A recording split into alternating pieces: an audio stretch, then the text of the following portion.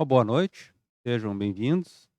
Estamos começando mais uma atividade e hoje vamos ter mais uma rica oportunidade para que a gente possa entender o Evangelho vivo através das explicações do Espiritismo. Nosso amigo José vai expor para nós o capítulo 13º do Evangelho segundo o Espiritismo, que tem por título Não saiba a vossa mão esquerda o que dê a vossa mão direita. Tá? Então, convido vocês a se focar, prestar atenção. Quem tiver de forma remota, procure se resguardar numa situação em particular. Procure dispor de um tempo para refletir, para buscar esse entendimento, a fim de que a gente consiga ter elementos de comparação, a fim de que a gente consiga realmente enxergar o Evangelho vivo no cotidiano, nas relações interpessoais, nas estruturas internas que a gente é portador, e que a gente consiga encontrar a motivação necessária para lutar e se transformar. Tá? Nós temos também nos nossos canais virtuais aí estudos, tem playlists gravadas de estudos do Livro dos Espíritos, do Livro dos Médiuns. Vocês podem encontrar no nosso canal no YouTube ou na página também no Facebook. Tá? Então, antes de passar a palavra a José, convido vocês a buscar um recolhimento íntimo e vamos fazer uma prece então e passamos a palavra ao José.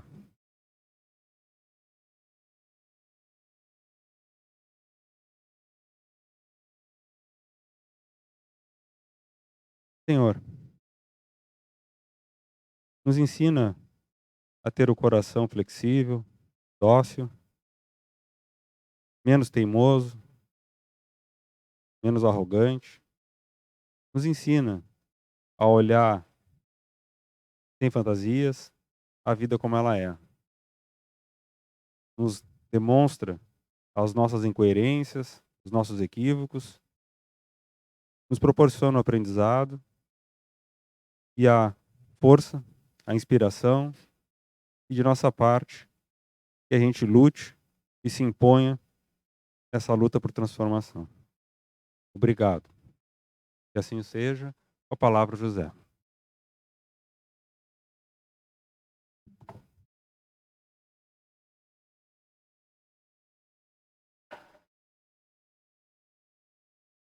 Boa noite a vocês que se encontram aqui, boa noite ao pessoal de casa, a nossa plateia espiritual rotineira. Hein?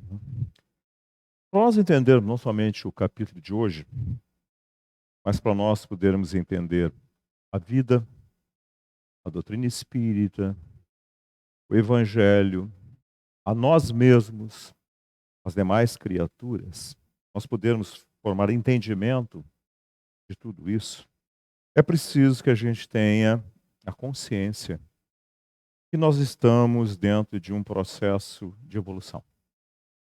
Nós somos criaturas que vamos aprendendo, vamos nos desenvolvendo ao longo do tempo, com erros e acertos, e vai, dessa maneira, construindo a nossa natureza com as diversidades peculiares, inerentes, resultantes diretamente dessa relação com essas experiências que as vidas, na relação inicialmente com a matéria, nos propicia, gerando com isso as conclusões acertadas e erradas que nos caracterizam.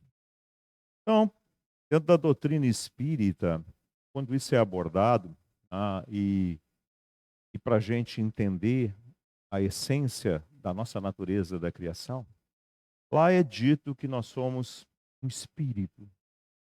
E quando perguntado qual é a essência do espírito, dentro do livro dos Espíritos, tudo isso se encontra, a resposta é que falha a nossa condição de compreensão porque nos falta analogia, ou seja, alguma coisa que a gente possa comparar para poder entender. Então, em função disso, nós não conseguimos nem compreender a nossa natureza profunda e intrínseca, que é o que é o espírito.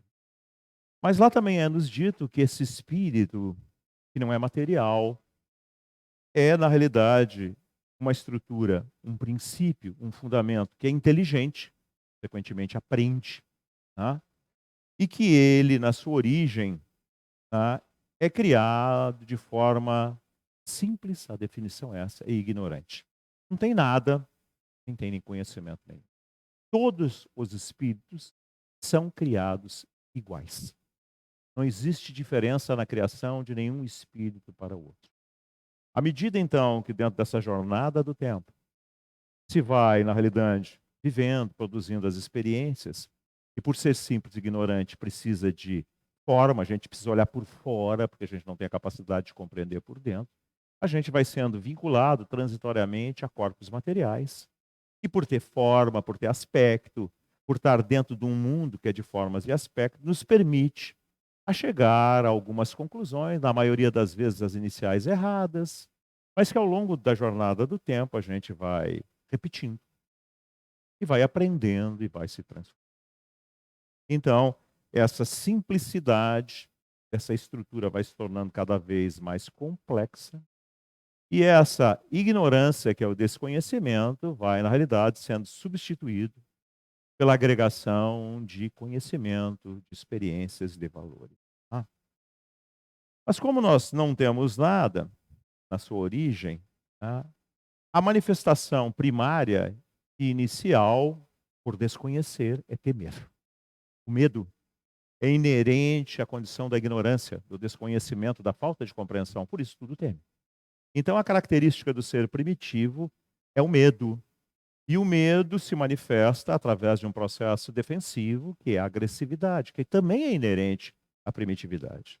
E isso gera entre os seres a competitividade, tentativa de domínio, área própria de domínio, novamente, gerando com isso atritos pelas formas distintas que têm, em função dos degraus das experiências que vão vivendo, de compreender. Né?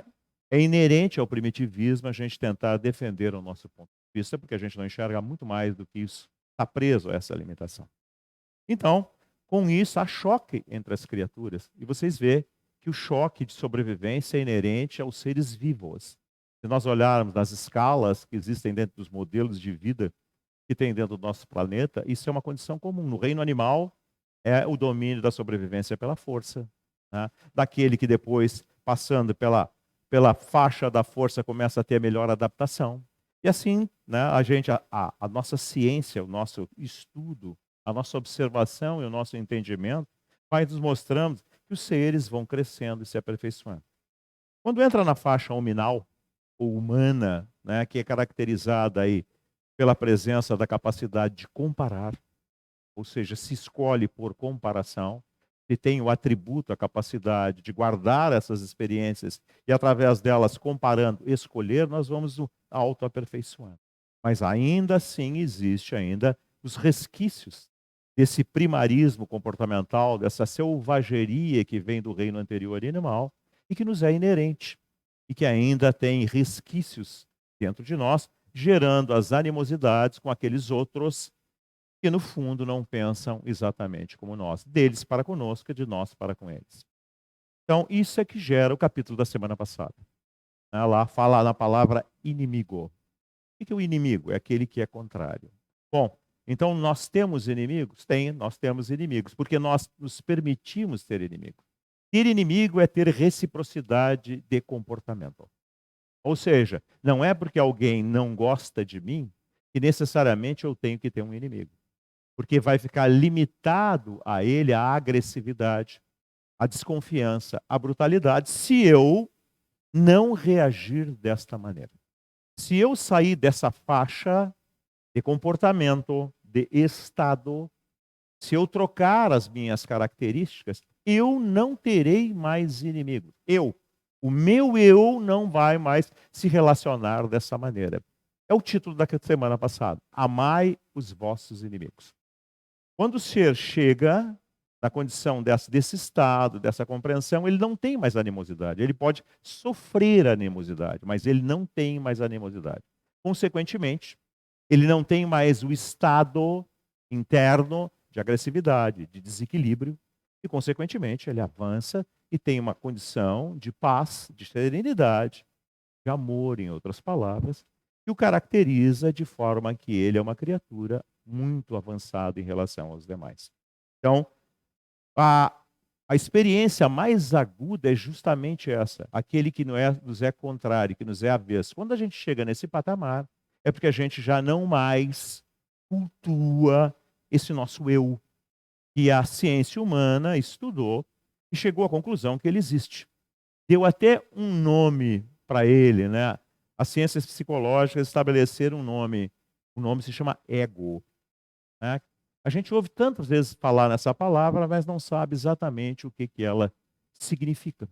O ego nada mais é do que o acúmulo de experiências dentro do ser, ainda com uma faixa bastante grande de erros e de enganos, que leva o ser a ter um comportamento de satisfação e de fuga dos enfrentamentos. Por isso que a psicologia diz que o ego é escravagista, é dominante sobre a profundidade do ser, que é chamado de consciência, que é aquilo que faz com que a gente, na realidade, saia dos impulsos primitivos e comece a ter condições de ter um outro tipo de comportamento. Mas isso, na maioria da faixa que nós vivemos, ainda é dominante. Tá? Então, qual é a característica que demarca a presença desse ego? A defesa do eu. Eu estou usando essas coisas, essas palavras, porque é uma maneira de quem está aqui poder compreender e de quem é das áreas, né, das ciências psicológicas estabelecer também as correlações. Tá? E como isso se apresenta na prática? Como é a defesa do eu? É a prioridade das minhas características, das minhas extensões em relação aos demais. É o título do capítulo de hoje. Tá? Quando ele diz assim, no título do capítulo, utilizada a figura por Jesus, não saiba a vossa mão esquerda que dê a vossa mão direita, ele está dizendo assim, olha, não faz uma coisa assim, baseado numa circunstância que tu tem. Não faz uma coisa premeditada. Não faz uma coisa buscando um interesse, não faz uma troca. Não mente. Aprende a fazer as coisas de forma total, sem correlações. Faz dá por dá. E quem dá por dá, dá porque não necessita, como dizia São Francisco. Porque tem. E tem em abundância. E por isso dá. Então ele não tem, em função disso, as aflições decorrentes do apego, do medo, que todos nós temos. Exatamente porque nós somos assim. E quando a gente fala isso, a gente se arremete inicialmente a achar que é apenas manifestações de beneficência. O que é isso? É o aspecto material da caridade. Dá uma roupa, dá um prato de comida, dá isso, dá coisas materiais. Não, estou falando em dar emocionalmente. A base do dar material é o dar emocional. É o despreendimento, é o não cálculo. Então a ideia do capítulo, vocês vão ver, é exatamente essa. Quando eu atinjo esse nível, é porque a minha visão da vida já não é mais insegura. Quando eu tenho uma visão da vida muito curta, muito imediatista, muito aqui e agora, eu tenho medo de passar fome, eu tenho medo de me faltar isso, de me faltar aquilo. Por que eu estou dando essas características? Porque vocês notem que isso é muito dominante, muito presente. Ah, e vocês vão dizer para mim, mas isso é óbvio. Isso tem que ser assim. Será? Como é que Jesus vivia? Uma pergunta para vocês. Como é que ele vivia? Ele tem uma expressão, né, falando a respeito dos pássaros do céu, está contido dentro de uma parábola. Ele diz assim, ó, os pássaros do céu não fiam nem tecem. Ele estava fazendo uma comparação com a civilização hebraica, um ápice da civilização hebraica, né? Aquela época em que a civilização hebraica chegou na sua maior pujança, que foi da África e desenvolveu minas de prata, de ouro, né? Que era um rei, que foi o rei mais poderoso, maior desenvolvimento entre os israelitas, que era Salomão. E ele estava fazendo uma comparação com esse ápice material, mostrando os pássaros, dizendo, olha, eles não fiam nem tecem. Mas Deus provê, dá para eles tudo o que é necessário. Se os pássaros são assim, vocês acham que vocês são inferiores aos pássaros? Mas nós gostamos de ouvir, gostamos de vir no centro espírita, mas nós não temos relação nenhuma com isso. A nossa fé, né, quando testado perante essas situações, nos leva à rebeldia, à indolência, ao temor, ao conflito interno. E o que a gente aprende dentro da doutrina espírita? Que a gente não passa por nada que não seja necessário para as experiências que a gente tem que viver. Vocês vão dizer, mas como? Sim. Por que vocês acham que lá é bíblico, ganhás o pão com o suor do teu rosto? Por que vocês acham que as condições, as leis materiais são da maneira que são? Num planeta em que os seres são mais equilibrados, a sociedade é mais justa. Ninguém explora ninguém. As condições ambientais são mais equilibradas. Não há reveses. Por exemplo, agora, nesse momento nós estamos aqui. Neste mesmo exato momento, há quantos? 500, 600 quilômetros daqui, em Roca Salles, no Vale do Taquari, está acontecendo uma inundação catastrófica. Não sei se vocês sabem disso. Como nunca aconteceu. As casas estão sendo tapadas d'água. O nível da água está 13 metros acima do que o rio normalmente estava. Quer dizer, pessoas têm suas vidas destruídas. Vocês notem que as coisas se alteram de um momento para outro. E a gente deveria pensar nessas coisas todas.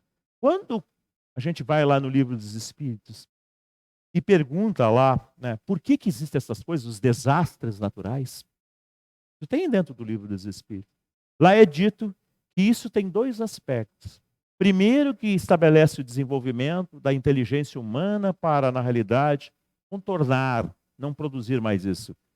Qual é a explicação? Não devemos construir em zonas de rio, porque é mais baixo, a água flui para lá, quando chove demais vai ter inundação. Assim acontece em Santa Catarina e em todos os lugares. Então esse é o aspecto que os espíritos falam e que a ciência humana também desenvolveu e compreende. Mas diz mais lá dentro do Livro dos Espíritos, diz que lá, quando esses eventos acontecem, se desenvolve solidariedade. E na rotina do dia a dia, a gente não tem mais tempo para ela, a gente não para olhar os outros. Mas nesses momentos, essa brutalidade desse egoísmo centralizado no eu, desse ego, dessa personalidade, cede lugar, florescendo um pouco, né, de compaixão, de relação para com os demais.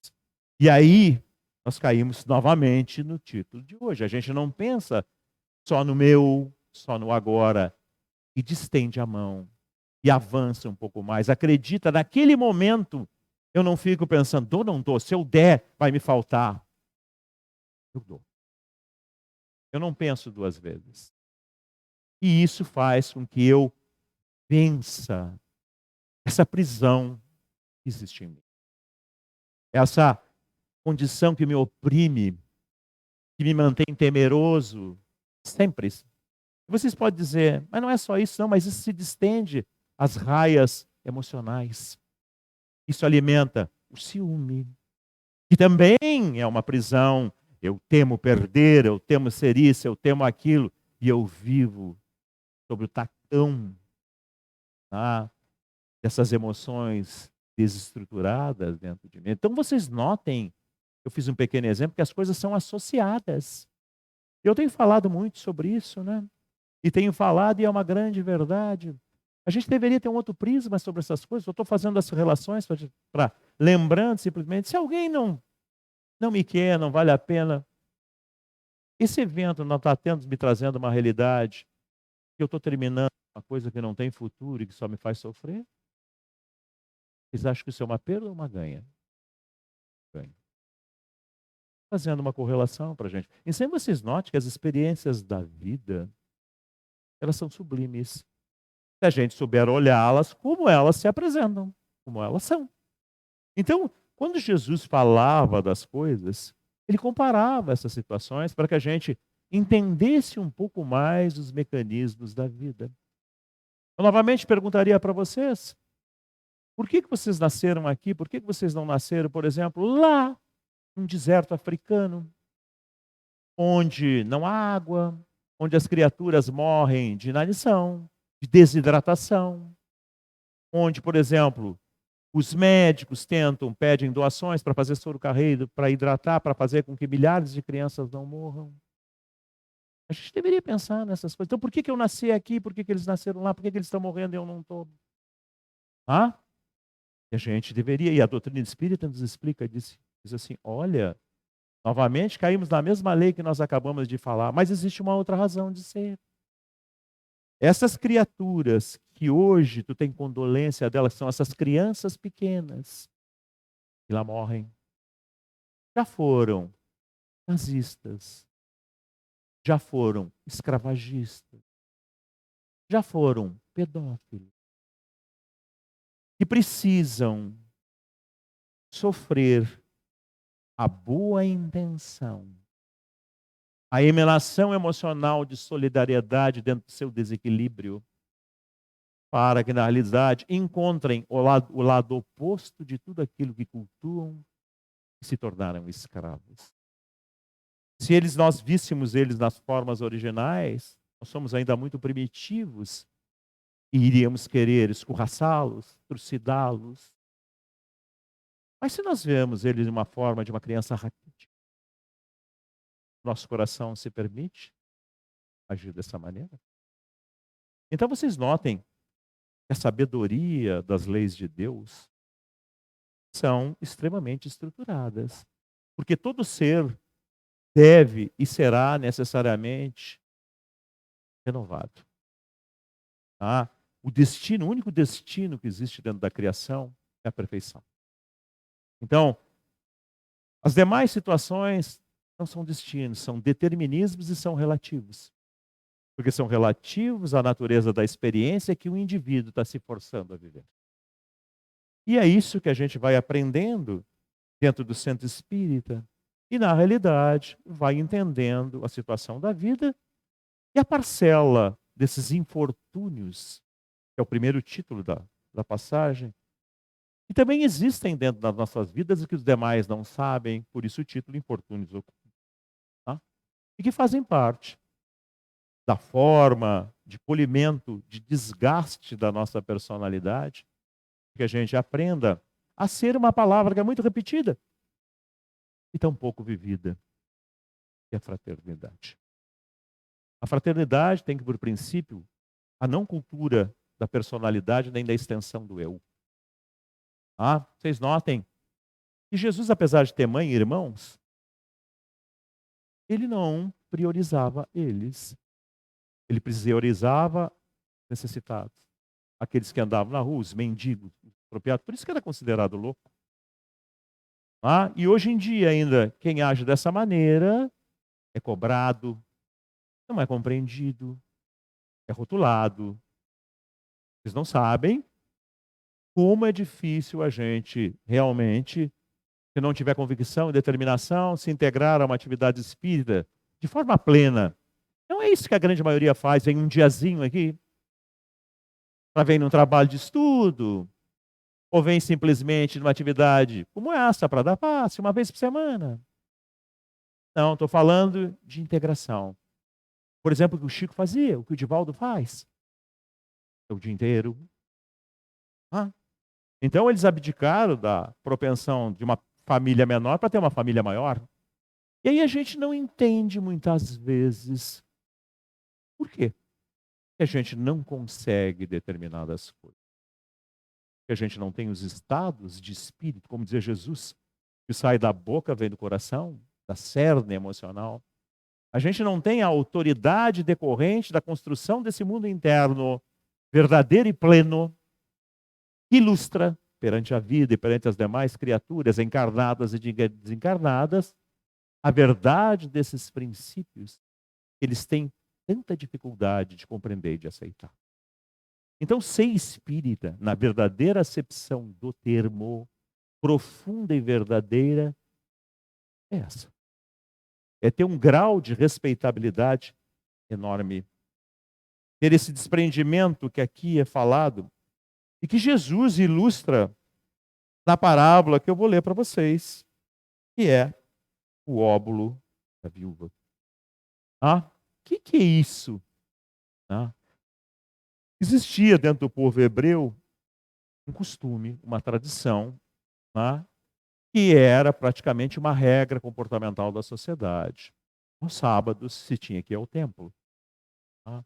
E na entrada do templo tinha um vaso, onde as pessoas colocavam as suas oferendas. Quem tinha muito, colocava muito. Quem tinha pouco, colocava pouco. Tá? E Jesus pega os apóstolos e começa a observar e ensina eles. Mostra uma viúva. E por que aqui a citação da viúva tem uma razão de ser? A sociedade hebraica era uma sociedade patriarcal machista. A mulher não tinha direito a nada. Literalmente, nada. Ah, então ficar viúva era a pior condição que poderia existir. Mulher não trabalhava, não poderia trabalhar. Não tendo quem a sustentasse, restava dois caminhos. Ou ela viveria de mendicância, não tinha INSS, não tinha nada dessas coisas, né? Ou ela teria que casar com o cunhado, ter a segunda esposa. Era a tradição hebraica. Então pensem que condição física e emocional difícil ela se expõe. Aí o que acontece? Aparece uma mulher, que é viúva, tem filhos, e ela chega nesse vaso e coloca duas pequenas moedas. O valor é irrisório, não seria significativo em função das doações. Mas Jesus diz: olha o despreendimento. Ela está colocando aquilo ali por duas razões. Primeiro, que parte seria ofertado, utilizado pelos fariseus para mascarar os seus roubos, como a atividade de sustento aos pobres, às viúvas, tá? Que estavam enquadrados dentro dessa situação. Ela era solidária a isso. Segundo, que ela estava fazendo uma oferenda, uma ideia a Deus. Então Jesus pega e diz: olha, ela não pensou duas vezes. Ela está numa situação drástica, mas o seu coração, a sua maneira de pensar e de ser, não teme. Não temer tem um tamanho gigantesco. Tá? É tirar a opressão do medo, da dúvida, da insegurança. Isso significa que o sujeito não vai passar por nenhum tipo de trabalho? Não, ele vai. Mas qual será a relação dele para com isto? Tem uma outra parábola que fala do tamanho do problema, a parábola da montanha. Diz que tem uma montanha tamanho de um elefante, que é grande, é uma coisa que é enorme. Como é que a gente vai passar por aquilo? Ele disse: se nós tivermos fé, é isso. Do tamanho de um grão de mostarda. Grão de mostarda é uma bolinha desse tamanhozinho. Tem 1 milímetro, se tiver. Então notem, 1 milímetro de fé, nada. Praticamente quase nada. Nos leva à condição de superar essa montanha. Isso é literal, está explicado dentro do Evangelho. Traduzindo dessa forma prática, a montanha deixa de ser montanha. Eu consigo passar por ela. É sinal que ela nunca foi. Era um engano da minha visão em relação ao fator. Tanto isso é verdadeiro, e o que a gente vê dentro de uma instituição espírita nas nossas atividades mediúnicas? São as atividades que nos demonstram o estado dos seres na sobrevivência. O que a gente vê lá? A gente vê ainda esse apego, essa não superação. São as pessoas que morreram. Espíritos são pessoas que morreram e que estão lá ainda presos a todos esses conceitos. E o interessante, eles são que nem vocês, boa parte. Vieram no centro espírita, tomaram passe, participaram, mas não se libertaram das injunções, dessas opressões emocionais. E o que acontece? Jesus disse: olha, quem muito foi dado, quem tem a oportunidade de se educar compreendendo, teria por obrigação natural agir, ser e se educar de uma outra maneira. Qual seria a consequência? O salário, que Jesus tanto falava do obreiro. O obreiro é trabalhador. Qual seria o salário do obreiro? O equilíbrio, o desprendimento, essa fraternidade, essa ausência de muros, de medos, de egoísmo, centralização, essas prisões que nós confrontamos. E aí a gente vem no centro espírita e tem problema, porque a gente está vivendo problema no dia a dia, está sofrendo sofrimento, os espíritos vêm, nos atuam, acontece, a gente sofre oscilações emocionais, se decepciona com as pessoas. E o que a gente quer? Que a gente chegue num centro espírita e de forma mágica a gente tome um passe. Ou alguém faça um trabalho e termine com tudo isso. Como se isso fosse possível. Mas não é. Como é um processo de educação, superação e de transformação, por isso que é evoluir. Evoluir é passar de uma condição inferior para uma superior, é não ser afetado pelas coisas. Não é sair do mundo, é estar no mundo e não ser afetado pelo mundo. Evidentemente que quem faz isso, realiza isso, produz em si esses estados. Essa a missão da doutrina espírita. Nos conscientizar que nós somos seres espirituais, que estamos momentaneamente na carne, mas que é um estado anômalo. Vai acabar. E tanto que acaba que a gente é cíclico, né? Morre, nasce, morre, nasce, morre, nasce. Então, Jesus fazia essa comparação. Nos fala, levando a pensar, olha, nos estados piores que nós podemos encontrar na nossa vida, a figura da viúva lá, que se encontrava completamente desamparada, sem perspectiva, na pior condição possível, ainda assim, se tiveres visão e determinação, encontrarás motivação e superarás a dificuldade. Superando a dificuldade, como a gente aprende dentro da doutrina espírita, a gente supera a prova. Ou a expiação, que é uma prova que a gente repete, a gente diz assim, vocês tanto ouvem falar, estás passando por isso, porque em vida passada fizesse aquilo. Mas fizesse na vida passada, mas mantens na atual. Continua sendo da mesma maneira. Consequentemente, tens que passar pelas coisas para te autoeducar. Então vocês notem, né, que a gente fala dessas coisas todas, ilustra, porque é uma realidade. Como disse a Joana de Ângeles para o Divaldo, quando o Divaldo estava doente, né? E o médico tinha desenganado, ele tinha dito que ele tinha 1 mês de vida. E o Divaldo estava lá, cabrunhado. O Divaldo, em Pereira Franco. E a do Joana de Ângeles chega para ele, para a atividade que tinha à noite, e ele diz para ela, eu não posso. Hoje não poderei ir. Estou no final da minha vida. O médico me disse que tenho 30 dias no máximo de vida aí. Ela olha para ele e diz assim, interessante, eu já estou morta. Faz o seguinte, vive o evangelho, porque não tem outro, é só esse. É para eles e é para ti. É igual. E faz o seguinte, te dou 5 minutos, estou indo para lá e te espero. Tratamento da Joana de Ângeles com o Divaldo. Tem outra passagem que vocês conhecem, né? Estou mostrando a relação dos espíritos com seus médiuns, famosos, conhecidos. Chico Xavier está viajando de avião. No tempo dos eletras, aviões a hélice ainda. Passa por uma turbulência, o avião começa a sacudir. O Chico começa a gritar dentro do avião, como as demais criaturas. Começa a rezar, Virgem, meu Deus, coisa e tal. O Emmanuel aparece para o Chico e diz para ele, o que é isso? Estás fazendo um escândalo? Tu não tem que dar exemplo, não tem compreensão. Morre, mas morre com dignidade. Emmanuel dizendo, Chico Xavier. Eu estou citando eles para vocês verem que eles não são poupados, porque foi muito dado para eles.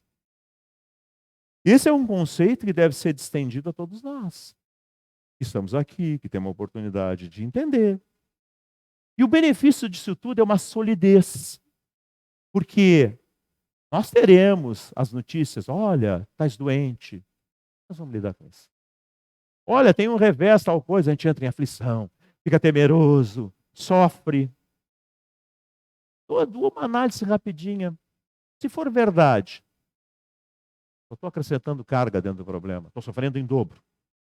Se for mentira, se a doença não for se consumar, se eu vou me curar, coisa e tal, sofri à toa. Então, note que até a própria medicina diz assim, olha, se eu tiver um comportamento melhor, positivo, determinado, eu ajudo no processo de recuperação. Existe uma parcela que se chama psicossomática, na atuação sobre o corpo, na maneira de ser e de sentir. Então, pense, eu estou fazendo correlações entre informações médicas, entre conceitos psicológicos, entre evangelho, para a gente parar para pensar. E entender o sentido de tudo isso que está aqui colocado. Fugir um pouco de não ficar dentro da forma tradicional, de só ler para fazer uma distensão um pouco mais ampla. E nós vamos aprendendo, a vida tem um mecanismo de treinamento para essas coisas, que é o capítulo da semana que vem. Tá? Mesmo dentro dessa brutalidade ainda do eu penso em mim em primeiro lugar, eu em primeiro, eu em segundo, eu em terceiro. Tá? É a ditadura do eu. Tanto é que eu tenho que me disciplinar para não ser dessa maneira, porque eu sou indisciplinado. A famosa figura também do Emmanuel com Chico Xavier. O que precisa? Primeira disciplina, segunda disciplina, terceira disciplina. Disciplina precisa para quem é indisciplinado. Então, sou indisciplinado, sou. Então, como que a vida treina um indisciplinado, disciplinando-o? Qual é o método mais antigo que existe de fazer aproximação entre criaturas? Em fazer, nos ensinar a engolir sapo, para a gente não cultuar muito o nosso eu. Família. Porque, nós vamos ver na semana que vem, a família consanguínea, na realidade, a reunião de criaturas, muitas vezes tem pendengas de outras vidas. Os inimigos, que nós vimos no capítulo da semana passada, renascem como filhos, que nós vamos ver no capítulo da semana que vem. É o filho problema, é a filha difícil. Para quê? Por que que é assim? Porque o que é difícil representa o que eu não tenho. Se fosse fácil, é porque eu supero facilmente. Não me atinge mais. Eu não tenho, me atinge. Se for um estranho, se for qualquer um, como é que eu vou agir? Vou ter consideração? Difícil, vai se transformar em inimigo. Mas se for um filho, uma filha, eu vou engolir sapo? Vou quebrar o meu eu? Vou.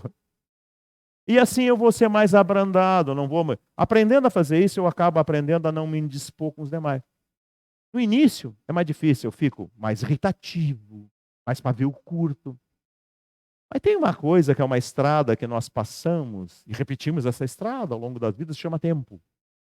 E o tempo ensina por repetição. Então o que nós vamos ver na semana que vem? Título: honrai vosso pai e vossa mãe. Família consanguínea e família espiritual. Uma coisa não tem nada a ver com a outra. Família espiritual é a união dos seres que têm características de semelhança. A gente troca. Família espiritual, a gente vai evoluindo, vai mudando de agrupamento de espíritos que têm afinidade. Assim como a gente troca de família consanguínea, que é a reunião momentânea de seres que têm que realizar experiências em comum. Tanto é que nós já tivemos não sei quantas famílias consanguíneas e também tivemos não sei quantas famílias espirituais. O que isso tudo produz? Essa palavra fraternidade. E leva o ser que tem isso a não ter indisposições, a ser tranquilo, a ser sereno, a não ter problema com nada nem com ninguém. Quem é o grande beneficiado disso? Ele. Ele não tem as agruras que nós temos. Ele é uma criatura em paz com tudo. Ele não sofre. Ele não gera sofrimento. Ele não tem ansiedade, ele não tem medo. E ele não tem nada. Exemplo notório. Jesus, que eu já falei para vocês.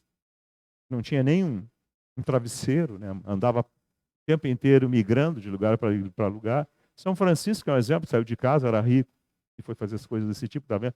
Buda, que é o Siddhartha, que fez a mesma coisa. Estou mostrando a vocês culturas diferentes, estabelecendo experiências de base comum. Sinal que tem sentido. Então notem que descartando essa superfície que a gente traz das religiões, que encharca de misticismo, e olhando a essência das coisas, elas formam fundamento. E quem consegue atingir isso, vive os benefícios disso. Então, vocês que vieram aqui, eu consegui falar em 3 capítulos hoje, da semana passada. O de hoje já apontei para o da semana que vem. Pensem um pouco. Doutrina espírita é isso. A gente vem num centro espírita, começa a estudar isso. Mas só consegue avançar quem consegue compreender, consegue dominar, consegue ter esse entendimento mais amplo. quem se dedica efetivamente a refletir e a viver isso. É que nem qualquer coisa. Eu vou lá fazer uma profissão, eu posso fazer faculdade, eu posso ir para a prática usual, mas só o tempo e a repetição da experiência concreta é que me dota a capacidade. Se eu não realizar isso, eu não vou ter a capacidade. Em qualquer profissão, qualquer formação, qualquer coisa é assim. Espiritismo também é. Não é diferente. Então entendam bem.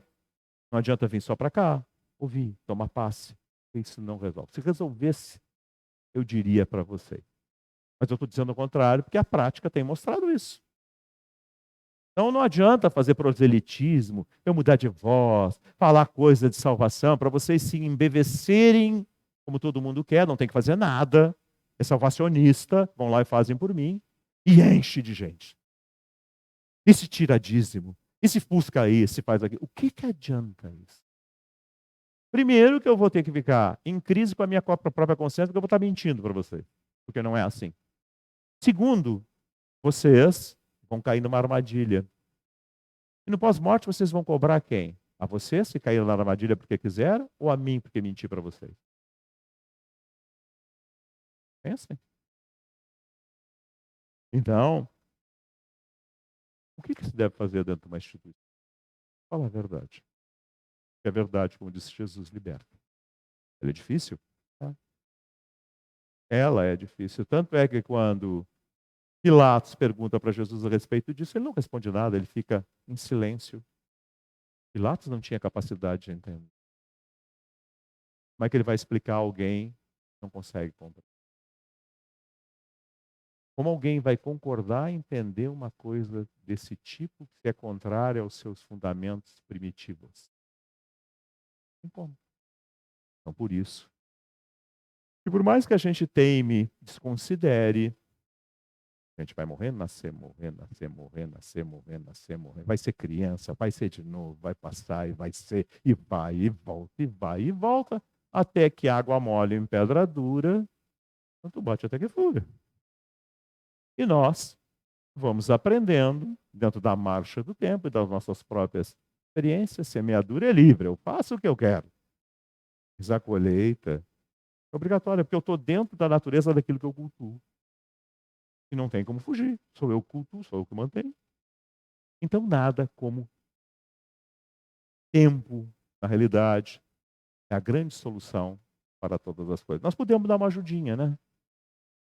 Como dizia o Chico, a música que ele mais gostava, tinha um refrão que dizia assim: quem sabe, faz a hora, não espera acontecer. Já que a gente veio aqui, a gente hoje, a partir de hoje, não pode argumentar ignorância. Podemos não saber tudo, mas que algumas coisas já sabemos, certeza. E se já sabemos, está na hora de fazer.